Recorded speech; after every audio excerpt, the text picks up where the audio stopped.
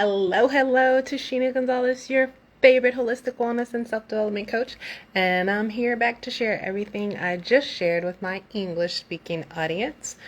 And today we are going to talk about developing empathy. But as usual, as you hop on here, give me a wave, a hi, a hello. Let me know what city, state, or country you're watching me from. And if you're watching the replay later, no matter what venue, YouTube, Facebook, or Instagram, then hashtag replay to let me know this should drop by. So, this was just on my heart in order to research and share and remind myself when I look at my strengths, empathy is not one of my strengths. But thankfully it's something that everyone can develop. But today I went to court to support my boss along with a lot of my other workmates because he in January of 2019 lost his son in a vehicular accident. And I think they already had one case, the civil case, another in the criminal case perhaps. I'm not positive, but all this time later, so obviously I was feeling empathy for him and his family, cried when I left, how much they have to go through, 7 days of court, reliving everything.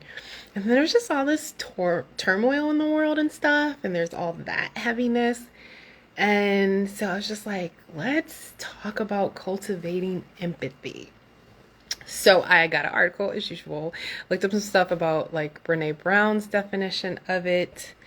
So the article starts out by saying, more and more we live in bubbles. Most of us are surrounded by people who look like us.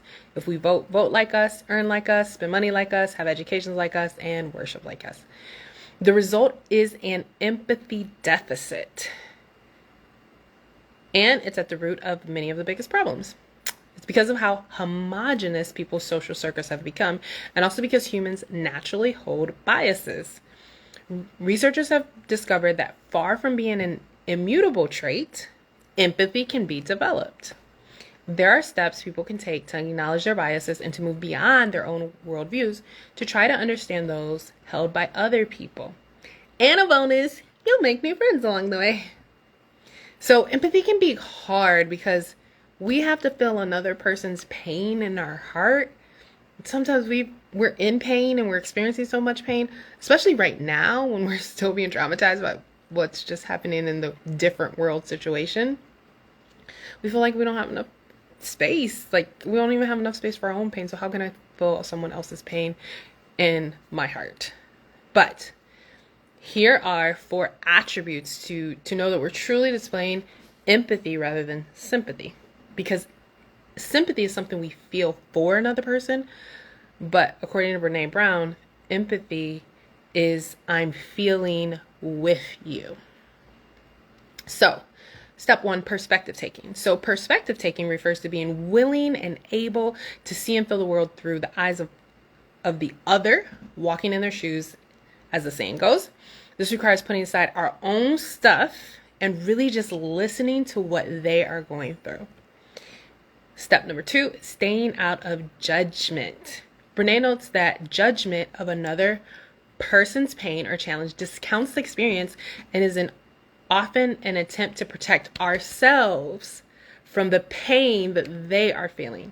Staying out of judgment means being open to what they are feeling and refraining from comments that invalidate their experience or make them feel wrong, such as, oh, that's nothing, or I don't know why you're getting so upset about it. Recognize emotions. Recognizing the emotion means looking within yourself and remembering what it's like to have the feeling the other person seems to be feeling. It is a willingness to acknowledge fully what they are feeling and perhaps naming it. You might ask them if you've identified what they're feeling correctly by saying something like, it sounds like you're feeling really frustrated, or I'm sorry, it sounds like you're feeling so sad about that. Communication is 4. Rather than saying, at least you, try really communicating that you understand where they're at and validate what they're feeling and experiences. You might, for instance, say something like, I'm so sorry you're hurting. I've been there and it sucks. Or to quote Brene Brown directly, you could try, it sounds like you're in a hard place right now. Tell me more about it. Or sometimes you just have to literally be with them. In the case of my boss, there's not going to be a lot of people that know what it's like to tragically lose your son in a car accident, right? So there's no way for me to be able to truly empathize. But like I said, I left the court today crying. I could feel the pain. I allowed myself to feel that pain in my heart. But all I could do was like hug his wife for like 2 minutes. Like that's the best there was nothing that I could say. The best that I could do to be like, I'm feeling this with you was to give her a hug and rub her back and give her a hug for 2 minutes in order to be like, I am feeling with you. So, what are some of the ways that we can practice it? Again, if you're like me and you still need to develop more compassion and more empathy, because it's really important, because research shows that empathy makes people better managers, workers, better family members, friends, and it helps connection when there's a lot of turmoil, and compassion is crucial to a sustainable and humane future. And again, even though some people are more empathetic naturally than others, evidence-based exercises can help anyone develop empathy. So talk to new people. Trying to imagine how someone else feels is often not enough, researchers have found. But there's a simple solution. Ask them. So, be curious. Ask difficult questions, ask specific questions, so that you can see really what it's like to be in another person's shoes. So, some things to try. Start conversations with strangers or invite a colleague or neighbor you don't know well to lunch. Go beyond small talk. Ask them how they're doing, what their daily life is like. Follow people on social media with different backgrounds, different races, different views as you. Put away your phone and other screens when you're having conversations, even with the people you see every day, so you can fully listen and notice their facial expressions and gestures. That's something I'm going to try to do more of, for sure. Try out someone else's life. So go actually visit a village in a developing country, or spend time in a new neighborhood, or strike up a conversation with a homeless person in your community. I was actually talking about this yesterday with my brother. One of the reasons why I just love John Maxwell as a leader. In Leadership, he talked about how he wanted to be more inclusive and diverse. So he researched where are the most diverse, and especially knowing that like African Americans are one of the largest minorities, where am I going to find that? And he moved his entire company for 2 years to Atlanta in order to expand his worldview. Like, that's amazing.